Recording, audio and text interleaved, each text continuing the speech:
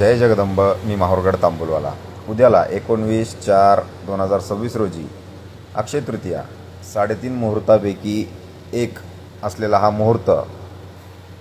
उद्याला या अक्षय तृतीयेच्या मुहूर्तावर भगवान परशुराम बाळ भार्गवराम यांची जयंती पण आहे. गडावर ही जयंती मोठ्या उत्साहामध्ये साजरी केल्या जाते व तसेच आई रेणुका मातेचं दर्शन घेऊन व परशुरामांचं दर्शन घेऊन भक्तगण मंत्रमुग्ध होतात.